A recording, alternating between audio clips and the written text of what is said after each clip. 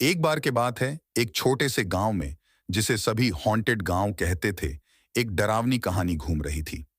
इस गांव की पुरानी कहानी में कहा जाता है कि वहां रहने वाली एक चुड़ैल थी, जो नरभक्षी होती थी।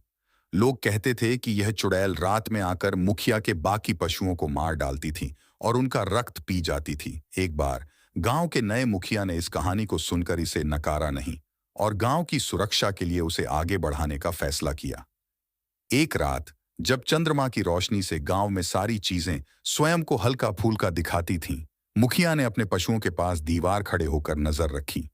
धीरे धीरे वह चुड़ैल की आवाज सुनने लगा। चुड़ैल बहुत तेजी से आई, लेकिन मुखिया ने बाजू में रखे तलवार के साहस से उसे वहां ही खड़ा किया।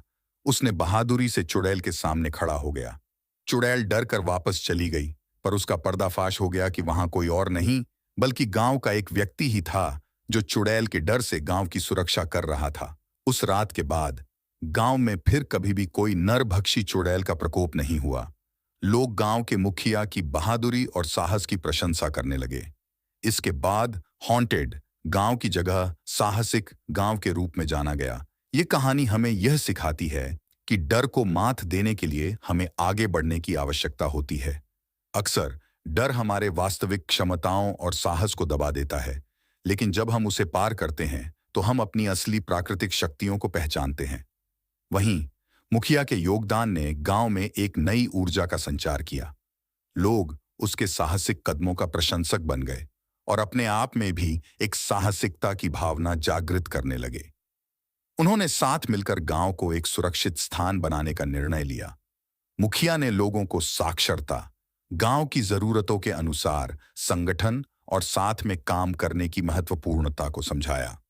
गांव की जनता ने उसके नेतृत्व में मिलकर गांव को एक बेहतर और सुरक्षित स्थान बनाने के लिए काम किया। चुड़ैल की डरावनी कहानियों ने बच्चों को डराया ही नहीं, बल्कि उन्हें साहस और सामाजिक जिम्मेदारी की भावना सिखाई। गांव की समृद्धि और सुरक्षा के लिए मुखिया का योगदान अविस्मरणीय था। इस कहानी से हमें यह सीखने को मिलता है कि अक्सर हमारी समाज में हमें डरावने कहानियों के बारे में सोचकर उन्हें अपेक्षित रूप से ले लिया जाता है, लेकिन यह कहानी हमें यह दिखाती है कि असल में हमें अपने डर का सामना करने की क्षमता होती है, और जब हम यह करते हैं तो हम अपनी सामाजिक जिम्मेदारियों को सही तरीके से निभाने के लिए तैयार होते हैं।